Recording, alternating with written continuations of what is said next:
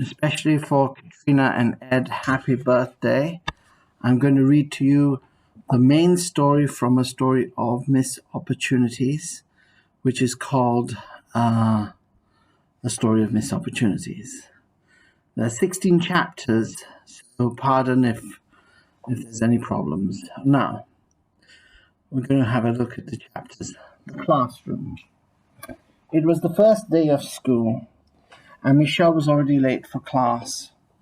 She ran, caring little for her poise or manner, but simply to get there in time. She was running to class not because she enjoyed Financial Accounting Part 1, but because she was in love, or might I say in lust, with the lecturer, Steve. Steve was about 7 years older than Michelle, who by now would have been 18 years of age.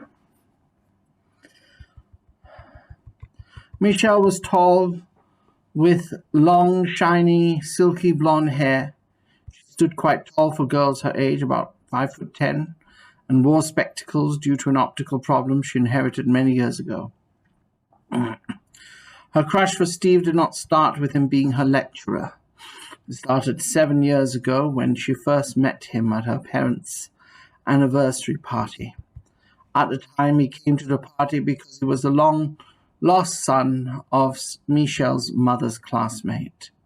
Steve used to nurse Michelle as a kid when his mother and hers went out. She had many fond memories of him back then, and until today, her desire to be nurtured by him still continued, except with a zeal that had never to date been felt.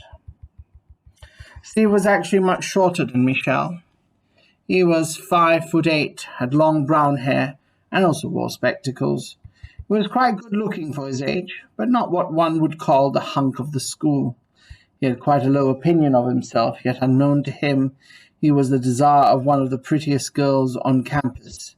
He liked Michelle as a friend, and sometimes treated her like the little girl he looked after all those years ago. Carefully minding the steps up to the class on the third floor, Michelle whizzed past the dean and a few notary lecturers. She nearly missed bumping into a lady who was holding a stack of files with important documents, heading for the office located on the very same floor as the class. She's in a hurry, the secretary said in a huff while trying to avoid a catastrophe. I bet like all first years she thinks it's important to be prompt for class, the dean said jokingly to his peers.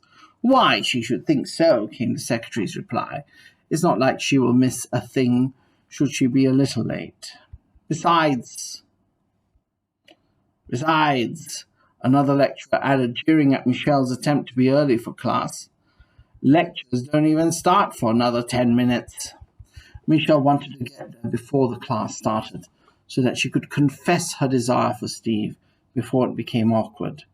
Not like the very confession itself was inherently awkward, but she could not hold on a second longer. She was kept up all night after she found out who her allocated lecturer would be. She applied for this university because of Steve. Her parents applauded her decision because it was a top university in the country. Little did they know of her undying desire to meet with the angel of all her dreams. As she opened the lecture hall doors, she saw her angel in all his splendor. She was about to tell him her secret before the hour arrived, so she put her books down and headed on up to Steve. Hey, Steve-o, it's me, Michelle. Do you remember me? Of course I do, Steve replied. You are Anne's daughter.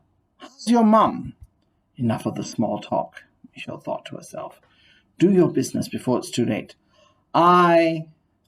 She's fine, Steve-o. They're just so happy I'm here, came her hesitant reply. Well, class is about to start, Steve told her. Would you take your seat? All poor Michelle could do was to comply. Steve didn't find it easy to be objective about it either. She was as hot as hell.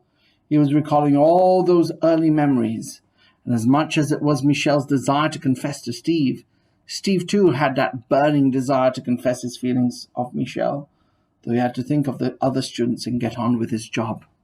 In spite of his feelings, he knew his work came first. Michelle sat there, taking in all she could, while having momentary fantasies of her lecturer, nurturer, and hopefully lover-to-be. Steve simply carried on with his lectures to the best of his ability. When the class was over, Steve hurried out of the class, feeling too shamed or pitiful to enunciate his feelings for Michelle. In his opinion, he was right to feel such things, for at the end of the class he saw Michelle walk out of the lecture hall with another student, Dave. Michelle needed Dave's assistance on some aspects of the course, as he showed to be good at financial accounting, so they both left together for the canteen. End of chapter 1. All right, so this will be continued, as opportunities missed could be a problem for Steve and Michelle, as every day the two got further and further away from even speaking to each other as the semester went on. Michelle got to know more people her age, and Steve was always with those in his faculty. Student-teacher relations became something that was to be simply professional. No funny business or love relationships could ever develop. The world of fantasy and romance were illusions of the mind best kept to the bedroom, and for the sake of the spiritual lust, objectivity and reality once again broke the option for a perfect match or one made in heaven. Though as much of a missed opportunity this was, Michelle and Steve would still have another chance. I hope that's the end of chapter 1.